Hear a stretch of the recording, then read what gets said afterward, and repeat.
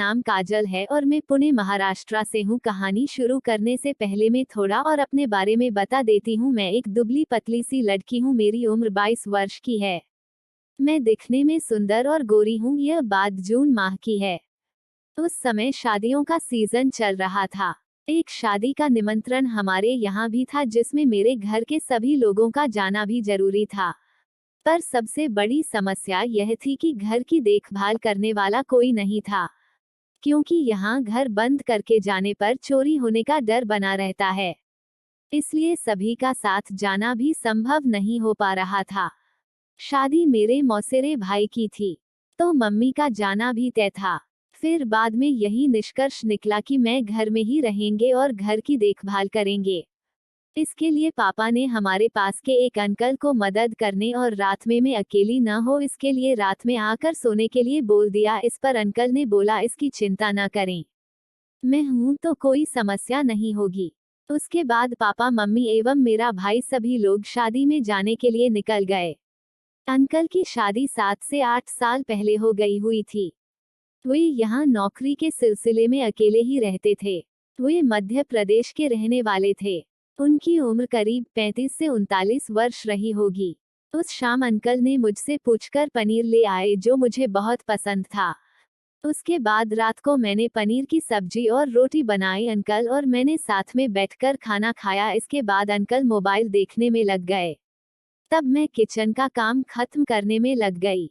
काम करने के बाद अंकल के साथ कुछ देर तक इधर उधर की बातें हुई। फिर हम दोनों अपने अपने कमरे में सोने चले गए। सुबह उठकर मैंने अंकल के लिए नाश्ता बना दिया और साथ में उनका टिफिन भी पैक करके उनको दे दिया। इसके बाद शाम में क्या बनेगा यह पूछकर ऑफिस के लिए निकल गए। उसके बाद में साफ सफाई करने के बाद नहाने चली गई और नहाकर फिर तैयार होकर मैंने फिर नाश्ता किया। उसके बाद कुछ देर आराम करके फिर दोपहर का खाना बनाकर और खाकर मोबाइल देखकर कुछ देर पढ़ाई की। ऐसे ही शाम के करीब 5 बज गए। अंकल भी ऑफिस से आने के बाद बाजार से सब्जी लेकर आ गए। उसके बाद मैंने उनको चाय बना कर दी और कुछ देर बैठकर बातें की। फिर रात का खाना बनाने के लिए किचन में आ गई। कुछ देर बाद अचानक से बिजली चली गई और घर में अंधेरा हो गया। क्योंकि हमारे यहाँ इन्वर्टर नहीं था, तो मैंने मोमबत्ती जलाई और खाना बनाने लगे। गर्मी ज्यादा होने की वजह से मुझे बहुत पसीना आ रहा था। कुछ देर में अंकल भी वहां आ गए और बोले, इतनी गर्मी में कैसे काम कर लेती हो। मैं बोली, नहीं करूंगी तो खाना कैसे बनेगा, भूखे रहना पड़ेगा। इस पर अंकल ने कहा, हाँ तुम्हारी बात एकदम सही है। उसके बाद में खाना बनाती रही और साथ में अंकल से बात भी करते रहे। कुछ देर में ही बिजली आ गई। उसके बाद अंकल ने देखा कि मैं पसीने से तरबतर थे। तब उन्होंने कहा, तुम तो पसीने से पूरी तरह से भी गई हो। इस पर मैंने हाँ में सर हिला दिया। कुछ देर में खाना बनकर तैयार हो गया। उसके बाद हम दोनों ने खाना खाया। फिर मैं किचन का काम खत्म करने में लग गई। अंकल भी अपने कुछ काम करने में लग गए। किचन का काम खत्म करने के बाद मैंने सोचा कि क्यों ना नहा लिया जाए, तो मैंने अपने कपड़े लिए और अंकल को बोला, मैं नहाने जा रही हूँ। इसके बाद में नहाने चली गई और नहाकर मैंने गुलाबी रंग की नाइट ड्रेस पहन ली। फिर अंकल के रूप में उनसे बात करने चली आई। कुछ देर तक बात करते करते अंकल अचानक से जोर से बोले, काजल तुम्हारे कंधे पर मकड़ी है। इस पर मैं थोड़ी घबरा गई और तुरंत उठकर मकड़ी को भागने का प्रयास करने लगे, पर तब तक मकड़ी पता नहीं कहाँ गायब हो गई थी। तुरंत ही मकड़ी फिर से अंकल को दिखे। उन्होंने मेरे गले के नीचे की तरफ इशारा किया। तब मुझे भी महसूस हुआ कि मेरे गले के आसपास कुछ है। जब तक मैं कुछ समझती, मकड़ी मेरे टॉप में जा चुकी थी, जिसे जाते हुए अंकल और मैंने भी देखा था। इस बात से मैं काफी ज्यादा डर गई थी। उस समय मुझे कुछ भी समझ में नहीं आ रहा था कि क्या करूं और क्या नहीं। मैंने कुछ पल तक अपने टॉप को झाड़कर देखा, पर मकड़ी नहीं निकली। इसके बाद तो मेरा और भी ज्यादा डर से दिमाग काम नहीं कर रहा था। अचानक से मुझे कुछ नहीं समझाया तो मैंने अपने टॉप को उतार दिया। अब मैं अंकल के सामने खड़ी थी। नीचे मैंने बस पहन रखा था। यह सब देखकर अंकल ने बोला, काजल यह सब क्या है। मैं तो शर्म के मारे कुछ बोल ही नहीं पा रही थी। तब तक अंकल मेरे पास आ चुके थे। फिर वे मेरे पर अपने हाथ मेरी गाड़ी के बोनट पर रखते हुए उन्होंने बोला, बहुत नर्म है, जिस पर मैं थोड़ी हंसी। उसके बाद अंकल ने मुझे उठाकर अपने बिस्तर पर बैठा दिया। फिर वे बोले, काजल तुम घबराओ मत, मकड़ी तुम्हारे बदन से अलग जा चुकी है। तब कुछ देर में मैं अपने पूरे होश में आ गई। फिर मैं अंकल से इस घटना के लिए माफी मांगने लगे।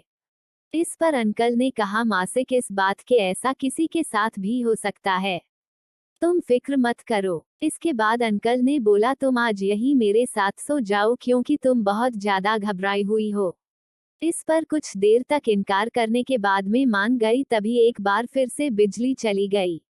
रात के करीब 10 बजे का समय रहा होगा। तब अंकल ने अपने मोबाइल की फ्लैशलाइट को ऑन किया। उसके बाद उन्होंने कहा, चलो इससे अच्छा छत पर चलकर सोते हैं। इस बात पर मैं भी मान गई। उसके बाद अंकल ने मुझे मेरा टॉप पहनने को दिया। अंकल बिस्तर और मैं मच्छरदानी लेकर छत पर आ गई। छत पर भी उमस भरी गर्मी थी, पर बिजली अब तक नहीं आई थी तो हमारे पास दूसरा कोई उपाय भी नहीं था।